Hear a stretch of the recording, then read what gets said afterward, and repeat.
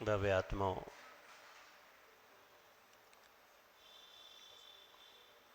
गतियों को हम समझ रहे हैं।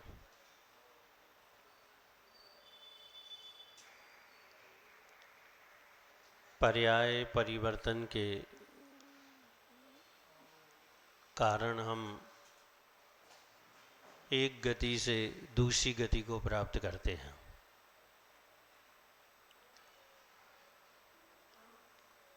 लेकिन वह परिवर्तन बिना कारण के नहीं होता।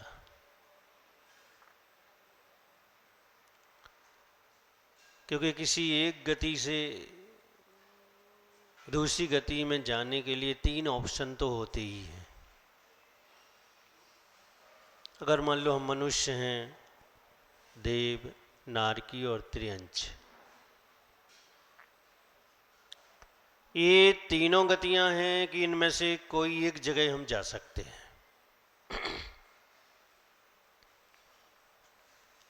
लेकिन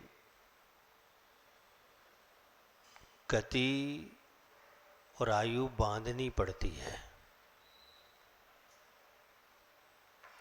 और जो गति जो आयु बनेगी उसी में ही हमारा प्रवेश होगा। ऐसा नहीं हो सकता कि आपकी इच्छा है कि मैं स्वर्ग चला जाऊं, तो ऐसा नहीं होगा। इच्छा से पर्याय परिवर्तन नहीं होता, क्योंकि दूसरी पर्याय को प्राप्त करने के लिए हमें निश्चित करना पड़ता है कि कौन सी आयु और कौन सी गति।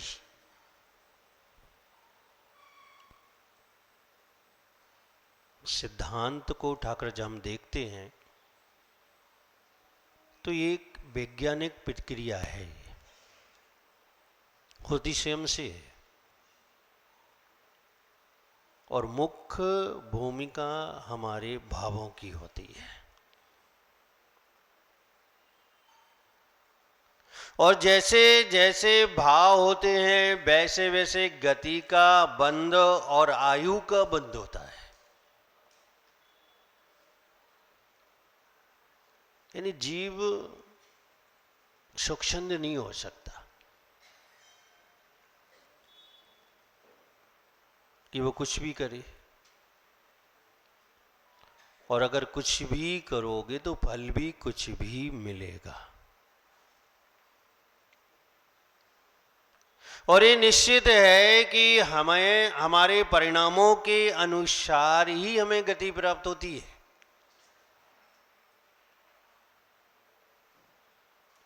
भले ही राजा सेन एक भगवान महावीर स्वामी का प्रथम श्रोता था, परिणामों का फल नरक आयु का बंध था, नरक गति का बंध था, तो जाना कहाँ पड़ा? नरक में जाना पड़ा। जिसका तिरंच में जाना है उन्हें तिरंच में जाना होगा, जिन्हें मनुष्य में आना है, जिन्हें देव में जाना है उन्हें देव में जाना होगा।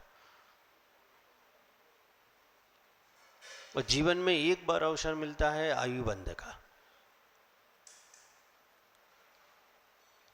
एक बार अवसर मिलता है। गति बंध के अवसर तो हर पल है,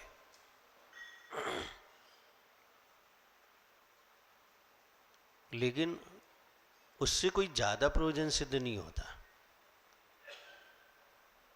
और जीवन में एक बार अवसर मिलना है, और वो अवसर हम चूके तो हो सकता है कि तिरंच आयु का बंद हो जाए, नरक आयु का बंद हो जाए। सावधानी, कहीं पर कांटे डले हों और आपको निकलना हो तो कैसे निकलोगे? सावधानी से निकलोगे, और 100 में से 100% ये प्रयास करोगे कि कोई कांटा मेरे पैर में न चुभ जाए।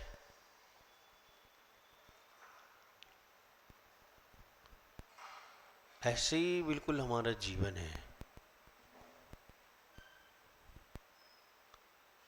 कि सावधान रहना पड़ता है कहीं दुर्गति का, दुरायु का बंध ना हो जाए।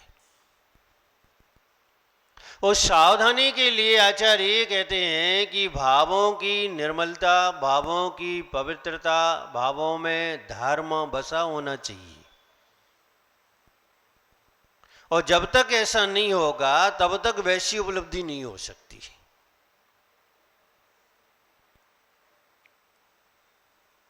नरक गति जिसे आज हमें समझना है। इनामी कैसा है? सुन लो, नरक मतलब ये खजाना, दुख का खजाना। और ऐसे ऐसे दुखों का खजाना कि इस मनुष्य भाव में सोचने समझने के बाद भी वैसे दुख हमें नहीं मिल सकते।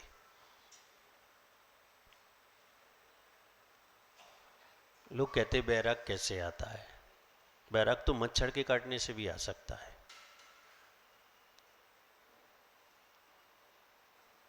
मच्छर हाथ पे बैठा हो, देखो आप उसे, और वो आपका रक्त चूस रहा हो और आपको कष्ट हो रहा हो, तो 5 सेकंड में वो रक्त पूरा ले लेगा जितना उसको चाहिए। लेकिन आपकी क्या हाल होगी? आपकी स्थिति ये हो जाएगी कि 1 सेकंड बाद ही आप उसे भगाने का, अलग करने का प्रयास करोगे। कितना छोटा सा कष्ट होगा ये। और तिरंच अवस्था के कष्ट और नरक के कष्ट, जब इतना सा कष्ट आप नहीं सह पा रहे हैं तो आप विचार करके देखें कि नरकों के कष्ट कैसे सहेंगे। यही तो व्यक्ति का कारण है, यही चिंतन विरक्ति का कारण है कि अगर ये भान हो जाए कि नरक नहीं जाना है क्योंकि नरक के कष्ट हमारे लिए सहना बहुत मुश्किल है, बहुत मुश्किल है, तो आप सावधान हो सकते हैं और नरक आयु बांधने से बच सकते हैं। लेकिन आप कभी सोचते ही नहीं। और कोई ज्यादा समझाए तो कहे हो नरक चले जाएंगे। कह कैसे दिया? नरक चले जाएंगे। एक पल नरक का भारी है। कम से कम आयु बंधेगी तो 10,000 वर्ष की बंधेगी, इससे कम कोई ऑप्शन नहीं है। 1 सेकंड के मच्छर के काटने के कष्ट हम नहीं सह पाते हैं, और वहां के कष्टों को देखा जाए तो हमारी सोच से कई गुना बाहर है वो। भव्य आत्माओं,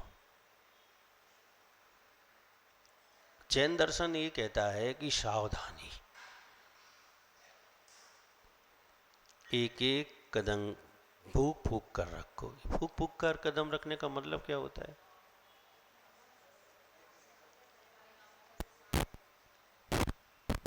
कहां से बन गई ये सूक्ति या मुहावरा? कहां से बन गया है? क्योंकि जब हम चलते हैं और पीछे से कोई कह दे रास्ता खराब है, तो फिर आप क्या करेंगे? एक एक कदम को देख कर रखेंगे। और देखना ही भोगना है कि कोई चीज चुभ ना जाए, चुभने पर कष्ट ना हो जाए, पीड़ा ना हो जाए, मार्ग अवरुद्ध ना हो जाए।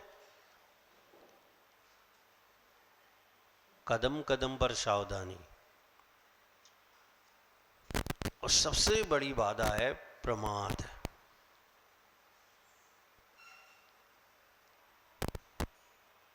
मिथ्या चला जाए, अविरत चला जाए तो प्रमाद परेशान करता है। ये सावधानी नहीं होने देता, सावधान नहीं होने देता, क्योंकि प्रमाद ऐसा छाता है कि हम सावधान होते होते रुक जाते हैं, सावधान नहीं हो पाते हैं और मन भटक जाता है, भाव भटक जाते हैं, परिणाम बिगड़ जाते हैं और दुर्गायु को हम बांध लेते हैं। ये चार कसाएं, चार भी कथाएं, इंद्रिय विषय, निद्रा और स्नेह, ये तो प्रमाद है। अब मंदिर में बैठे हैं, नींद आ रही है, यही तो प्रमाद है। मंदिर में बैठे किसी से राग उमड़ रहा है, प्रमाद है। क्रोध, मान, माया, भी कथाएं तो वो तो सामान्य होती रहती हैं। लोग कहते हैं कि मंदिर में कोई मिल जाए तो पूछें क्या, तो उनके पास विषय भी कथाओं का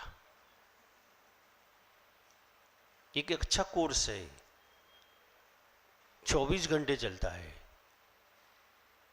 इसकी पढ़ाई कभी खत्म नहीं होती। अब लोग कहते कि पूछें क्या, तो आचार्य कहते हैं कि मंदिर व्यवहार निभाने के लिए नहीं है, मंदिर धर्म ध्यान करने के लिए है। और लोग मंदिर में आके व्यवहार निभाते हैं, धर्म बिगाड़ते हैं और आश्रव भी अशुभ करते हैं। लेकिन आप लोग दुनिया भर के व्यवहार कहाँ निभते हैं? मंदिर में। ये फिर मिले नहीं मिले, अरे भैया अब तो सुविधा है, हाथ में मोबाइल है, नहीं मिलेंगे तो बात हो जाएगी, नहीं भी मिलोगे तो भी एक दूसरे को देख लोगे, वीडियो कॉल कर लो, अब तो सुविधा है। पहले सुविधा नहीं थी, तब के लोग मंदिर में व्यवहार नहीं निभाते थे, और आज सारी सुविधाएं व्यवहार निभाने के लिए, फिर भी लोग मंदिर में आके ही व्यवहार निभाते हैं। सावधानी नहीं है, प्रमाद है। इसलिए आचार्य कहते हैं कि नरक गति का चिंतन जरूर करना चाहिए। अब कुछ लोग तो कहते नरक है कि नहीं, किसने देखा? एक व्यक्ति आए, आप कैसे कह सकते हो कि नरक है? तो भैया अपन तो सर्वज्ञ पर विश्वास करने वाले हैं, और कह तो सर्वज्ञ ही सकता है, हम तो नहीं कह सकते। और सर्वज्ञ जो कहता है देख कर कहता है, प्रत्यक्ष ज्ञान से देख कर कहता है, इसका मतलब है नरक है। अब मैं नहीं मानता, मत मानो, किसी का क्या बिगड़ेगा। मैंने कहा लेकिन एक बात ध्यान रखना, नहीं मानोगे और पाप बढ़ जाएंगे।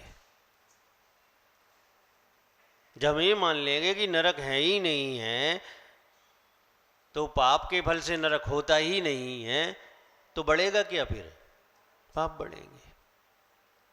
और यहां पाप बढ़ा लिए, और पाप बढ़ाते बढ़ाते नरक आयु का बंद कर लिया, और मृत्यु के बाद नरक पहुंच गई और नरक निकल आया, तो क्या होगा?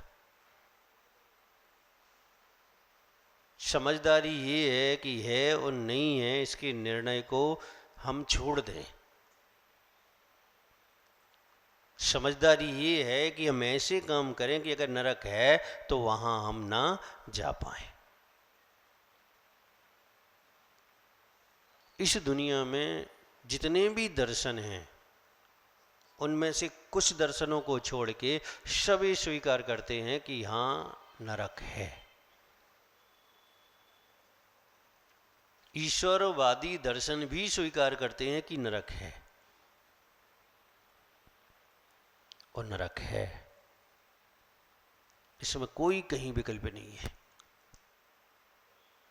अब हमें चिंतन करना चाहिए नरक गति का कि वास्तविकता नरक गति की क्या है। तो कुछ नहीं, एक ही चीज है, दुख। रंच मात भी सुख स्वप्न में भी नहीं है। निरंतर 10,000 वर्ष वाले को भी, उससे ऊपर वाले को भी, उससे ऊपर और वाले को 33 सागर तक बढ़ते बढ़ते सबको मात्र दुख ही दुख है और कुछ नहीं है। एक समय मिलता है तीर्थंकर के जन्म का, एक समय की सुख की अनुभूति, एक समय कितना छोटा होता है, उसके अलावा और कोई सुख नहीं। यहां आपके लिए इतने सुख मिल रहे हैं, इंद्रिय के सुख मिल रहे हैं, उसके बाद भी आपका दुख कम नहीं हो रहा है। कितने सुख हैं बताओ? ठंडी गर्मी को मिटाने के साधन है, भूख को मिटाने के साधन है, तन को ढकने के साधन है, ऐश और आराम के घूमने फिरने के साधन है, क्या नहीं है? फिर भी क्या आपके दुख कम हो गए? नहीं हो पाए। सारी सुविधाएं बढ़ती जा रही हैं और आती जा रही हैं, और विज्ञान आविष्कार कर रहा है, और सुविधाएं नई नई आ रही हैं, आपके घर में आती जा रही हैं, आपके घर में आती जा रही हैं, लेकिन दुख बढ़ते जा रहे हैं, परेशानियां बढ़ती जा रही हैं, बढ़ती चली जा रही हैं। भव्य आत्माओं, जब यहां के दुख कम नहीं हो रहे हैं और नरक के दुख हम मोल क्यों ले रहे हैं? यहां के दुखों से ही हम समझदार हो जाएं, यहां के दुखों से ही हम सावधान हो जाएं, ताकि त्रियंच और नरक गति के दुख तो हमें ना मिले।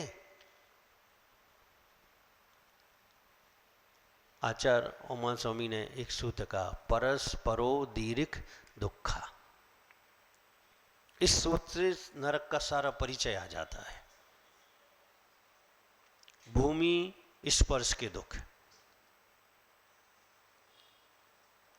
हजारों बिच्छू एक साथ काटे, उनका जहर एक साथ चढ़े, क्या हाल होगा? उतना एक समय की भूमि के स्पर्श से कष्ट होता है।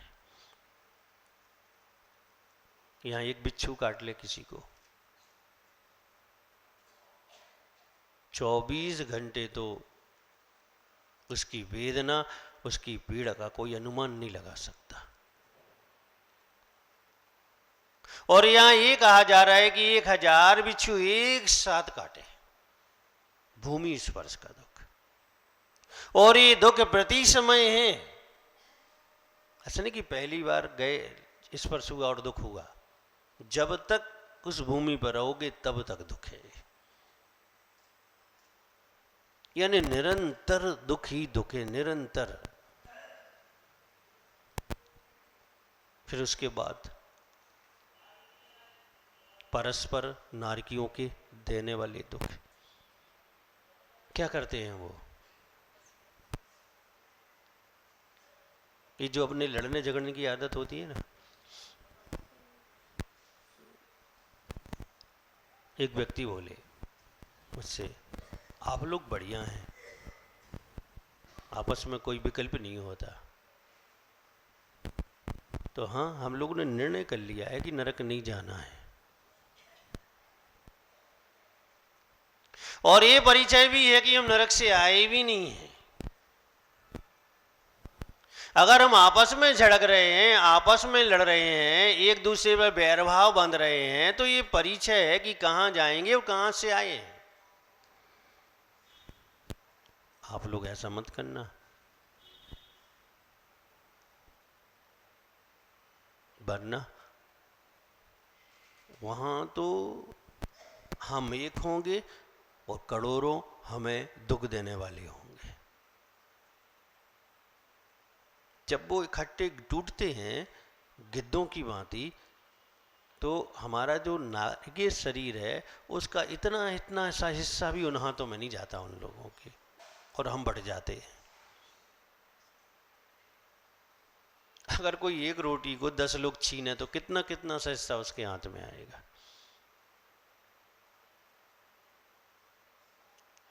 तिल तिल करें देह के खंड।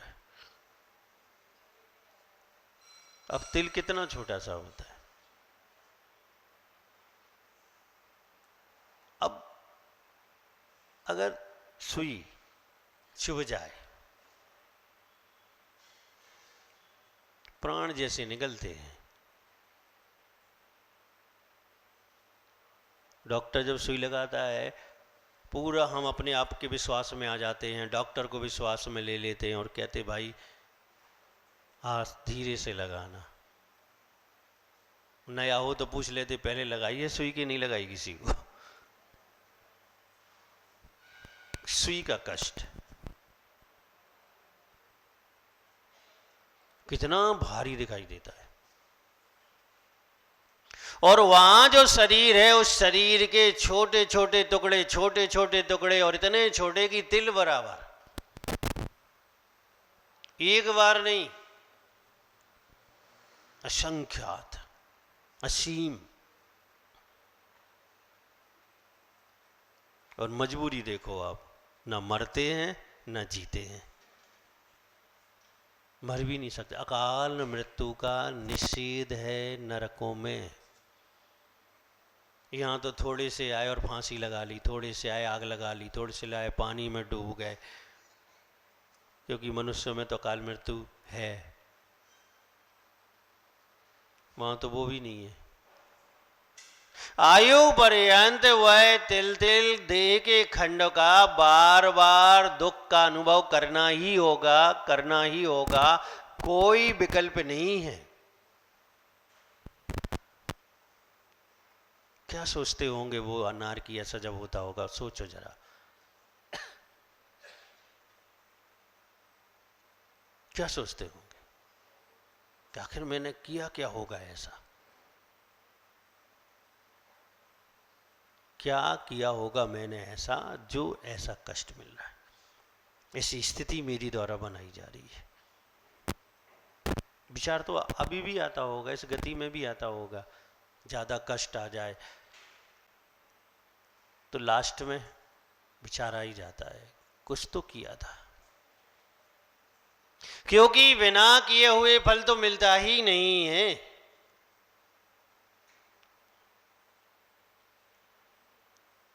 फिर भी हम सावधान नहीं हैं।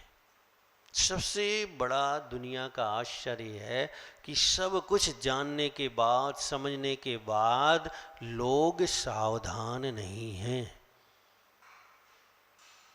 अब वो सोचते ना अब होगा जो होना है, अभी तो क्या कर लो, गाली दे लो, फिर मिलने वाली थोड़ी है देने को लिए, अभी तो बुराई कर लो। लोग कहते मर जाएंगे फिर क्या करेंगे। मरने के बाद जो होगा वो अच्छे से पता पड़ेगा तुम्हें, क्योंकि चेतन हम हैं, द्रव हम हैं, हम परिवर्तन पर्याय का करेंगे, हम ही तो नरक पहुंचेंगे, हम ही को तो वहां कष्ट होगा, कोई दूसरे को थोड़ी होने वाला है।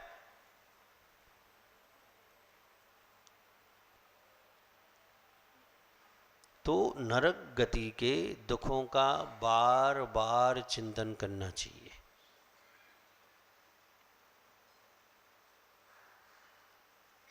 और ऊपर से एक कष्ट और है, असुर भिड़ावे दुष्ट। दुष्ट शब्द यूज किया दौलत राम जी ने। दुष्ट का मतलब क्या है, जिनकी भावनाएं दुर्भावनाएं हैं, जो हिंसा में आनंद मानता है वो दुष्ट होता है।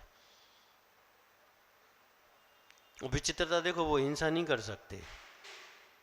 देव किसी भी के प्राण डायरेक्ट नहीं ले सकते,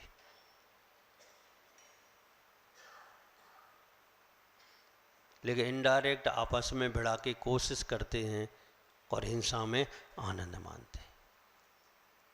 कैसे लड़ाते हैं वो देखते हैं, माँ का जीव है, पुत्र का जीव है, ये देखते भाई का जीव है, ये देखते पत्नी का, ये पति का जीव है, अब भिड़ाते हैं, ऐसी चीज दिखा देते हैं क्योंकि उन्हें विपरीत दिखती है। नारकियों का चाहे लेस्या हो, चाहे ज्ञान हो, चाहे शरीर हो, ये सब कैसे होते हैं? अशुभ अशुभ अशुभ होते हैं। माँ काजल लगा रही है, उसे दिख रहा है कि आंख फोड़ रही है। काजल भी सावधानी से लगाना, तुम लोग ध्यान रखना किसी को नरक पहुंच गए तो बस वो देखे आंख फोड़ रही थी ये मेरी। काजल कैसे भी लगाओ कोई फर्क नहीं पड़ेगा, लेकिन नरक जाने के कार्य ही मत करो। अगर उन कार्यों पर हम भ्रम लगा देते हैं जिनसे नरक जाते हैं, नरक पहुंचते हैं, तो फिर ये सब घटना घटेंगी ही नहीं। आनंद आता है उन जो दुष्ट असुर कुमार देव हैं, उनको क्या आता है? आनंद आता है। किस चीज में? कभी कभी आपको भी तो आनंद आता है, दो जनों को लड़ा दो, यहां की वहां कर दो, प्लानिंग से कर दो, बिना प्लानिंग के कर दो, पता है ये बात कहने से झगड़ा हो जाएगा, फिर भी पछती नहीं है तो कह देते हैं, क्या होगा? बुंदेलखंड में कहावत है, दो ही पली तो दे दो तेल, तुम नाचो हम देखें खेल। नहीं समझे? एक ई से कह दी, वो की उसे कह दी, अब खड़े होके आनंद ले रहे हैं। देखो क्या लड़ रहे हैं। यही नरक जाने का रास्ता है।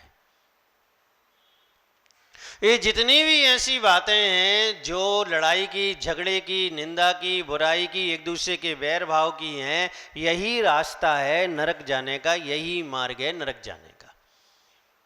और हम नहीं समझते। अब उसने मुझसे कहा था तो मैंने कह दिया, उसने मेरी बुराई की तो मैंने कर दी। अरे वो नरक जा रहा था, तुम साथ में क्यों जा रहे हो?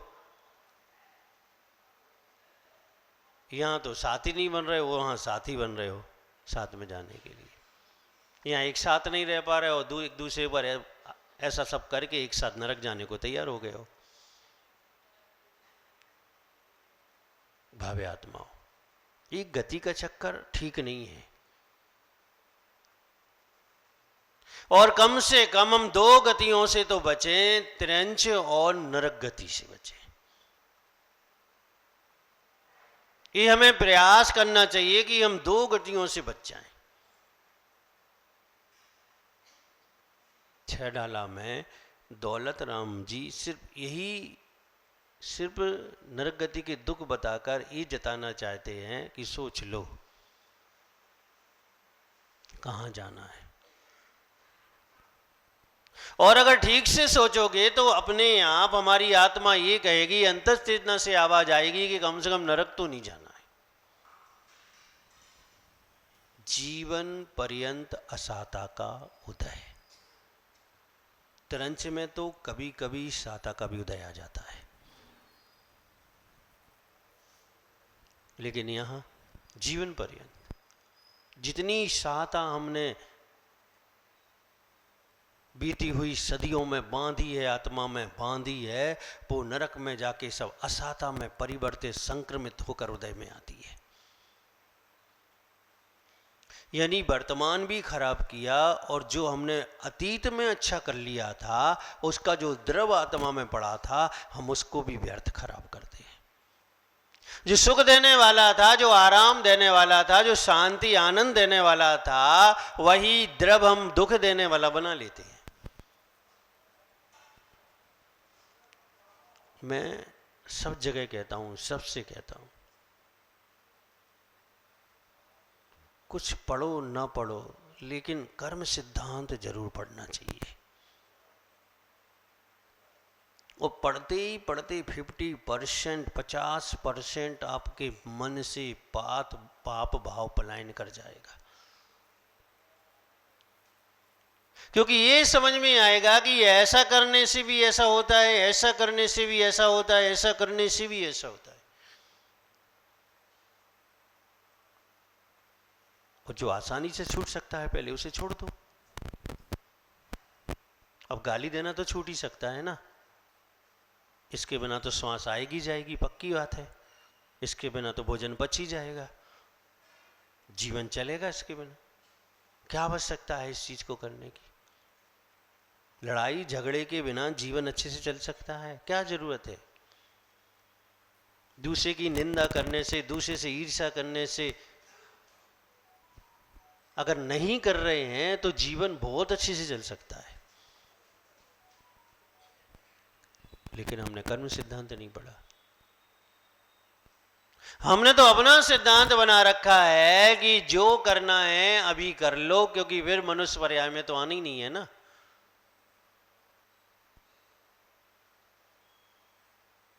भव्य आत्माओं, थोड़ी सी समझदारी भाव के कष्ट मिटाती है, और थोड़ी सी ना समझदारी भाव के कष्ट के लिए हमें तैयार कर देती है। जैन दर्शन कहता क्या है? बस एक ही बात तो कहता है, समझदार हो जाओ। दूसरी कोई बात नहीं कहता। क्योंकि समझदार होगे तो अच्छाइयां आएंगी, अच्छाइयां आएंगी तो दुर्गति का बचाव होगा, दुर्गति से आप बच जाओगे। भव्य आत्माओं, आत्मा हमारी है, हम ही तो आत्मा है, और जाना भी हमें ही है, हम ही तो जाएंगे। अब दूसरे का क्या रोल है इसमें? निमित्त निमित्त है, उपादान उपादान है। निमित्त उपादान से कार्य की सिद्धि नहीं होती है, उपादान से कार्य की सिद्धि होती है। और अगर हम कमजोर हैं तो निमित्त में ताकत होती है तुम्हारे उपादान को जागृत करने की, और उपादान मजबूत है तो वो निमित्त मिला लेता है। थोड़ी सी समझदारी निमित्त से हमें प्रभावित नहीं होने देती है। अगर थोड़ी सी भी समझदारी है तो निमित्त से हमें प्रभावित नहीं होने देती। वही यशोधर मुनिराज नरक आयु के बंधने में कारण बंधे 33 सागर की, वही यशोधर मुनिराज 33 सागर से अपकर्षण करके 84,000 वर्ष की आयु करने में निमित्त बने। पदार्थ एक हो सकता है, व्यक्ति एक हो सकता है, लेकिन हमारा भाव, हमारा विचार, हमारी सोच अलग अलग हो सकती है। और जिस समय जो भाव रहेगा, जो विचार रहेगा, वैसी गति का द्रव आएगा, और बंधेगी तो वैसी आयु बन जाएगी।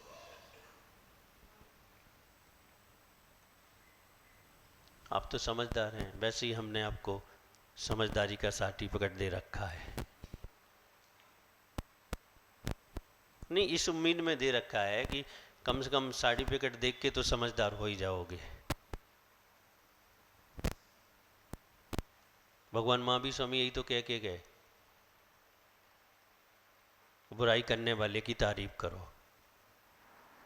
कभी तो दिमाग में बैठेगा कि हम बुराई करते हैं और ये हमारी तारीफ करता है, तो वो बुराई करना छोड़ देगा। हमारा बुरा करने वाले का हम तो अच्छा करें। कभी तो उसके मन में आएगा कि जब ये अच्छा करते करते नहीं थक रहा है तो मैं बुरा करते करते क्यों नहीं थक रहा हूं।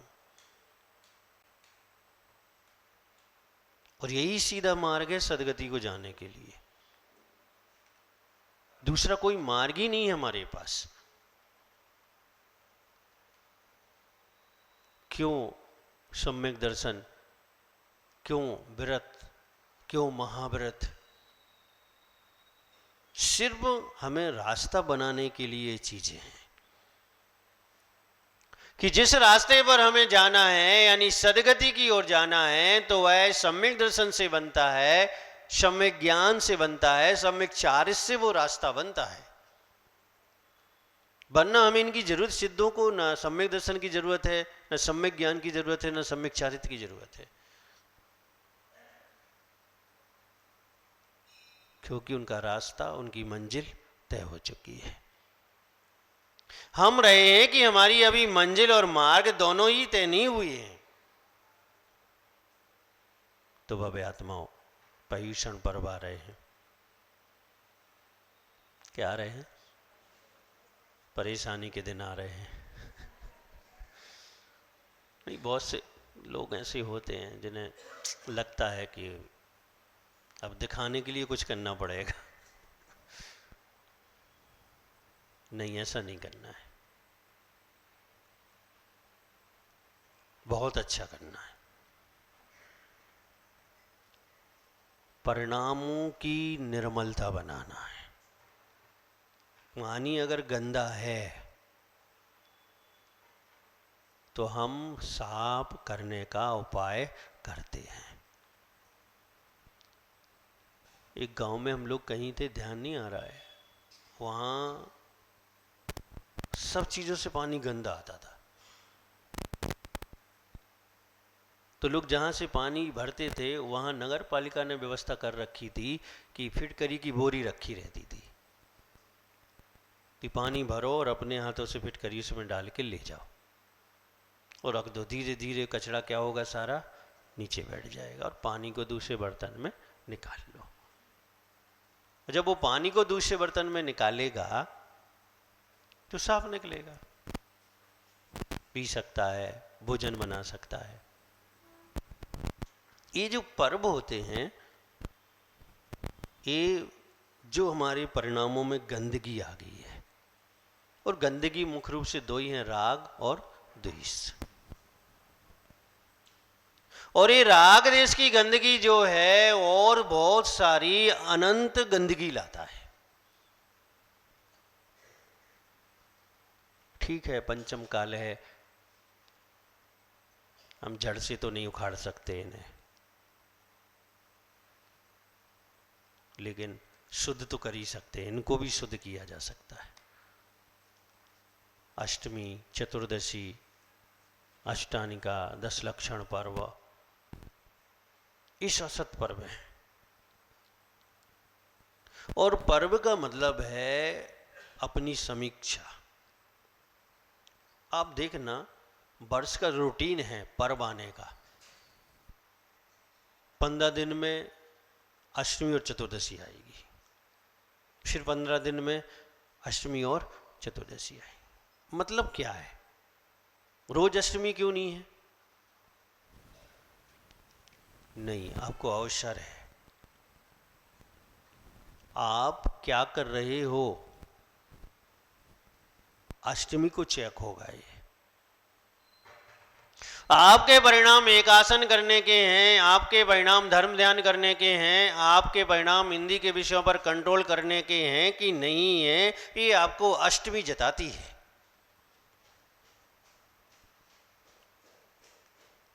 क्योंकि अष्टमी को जैनत्व में जानने वाला, जैनत्व को मानने वाला संपूर्ण जैनी होता है। मैं तो कहता हूं लोगों से, तुम महीने भर ज्यादा नहीं कर सकते तो 4 दिन तो करो। 4 दिन के महीने में 4 दिन में जैनी रहूंगा ऐसी प्रतिज्ञा कर लो। लिखने वाले नाम जैनी तो रोज हो, भाव जैनी की बात कर रहा हूं मैं। मतलब अष्टमी को शुद्ध मर्यादिक प्रासुक भोजन, 6 आवश्यक कर्तव्यों का पूर्ण रूप से पालन, 70 व्यसनों का पूर्ण रूप से त्याग, अष्टमूल गुणों का पूरा पालन, महीने में 4 दिन के जैनी, पक्के जैनी। अगर मान लो इन भाई ने कि 4 दिनों में आयु का बंद होगा तो देव आयु का बंद होगा, इतना तो कर ही सकते हो। अब इतना से ज्यादा कम क्या किया जा सकता है? तराजू का पल्ला बराबर लाने के लिए कम किया जा सकता है, लेकिन ज्यादा कम कर देंगे तो फिर बराबर नहीं रहेगा वो। तो ये पर्व जो हैं हमारी आत्मा को निर्मल बनाने के लिए होते हैं, हमारी स्वयं की समीक्षा के लिए होते हैं, और ये समझने के लिए होते हैं कि वास्तविकता में 365 दिन रहना तो हमें ऐसे ही चाहिए, लेकिन ये हमारी कमजोरी है कि हम ऐसा नहीं रह पा रहे हैं। तो 10 दिनों में एहसास तो करें कि ऐसा ही रहना चाहिए। चलो अपन अब थोड़ा सा इस वर्ष कुछ तो परिवर्तन कर ही सकते हैं। ये पर्चा देना, कुछ तो परिवर्तन कर ही सकते हैं। तो क्या परिवर्तन करेंगे बताओ, क्या करोगे आप? नहीं, शब्दकोश उठाओ, नई नई गालियां ढूंढो कौन कौन सी और दे सकते हैं। नई नई बुराइयां ढूंढो कौन कौन सी बुराई कर सकते हैं। कंट्रोल, अपने आप पर कंट्रोल। नरक गति से बचना है ना, दूसरे पे बिल्कुल नहीं करना। बेटा क्या कर रहा है, बेटी क्या कर रही है, पति क्या कर रहा है, पत्नी क्या कर रही है, बिल्कुल नहीं। ये 10 दिन दूसरों के लिए है ही नहीं है। सब समझदार हैं, अपने अपने लिए सब यूज करें। समझदारी हमारी है, हम अपने लिए यूज करें, आपकी आप अपने लिए यूज करो। तो प्रातःकाल ध्यान,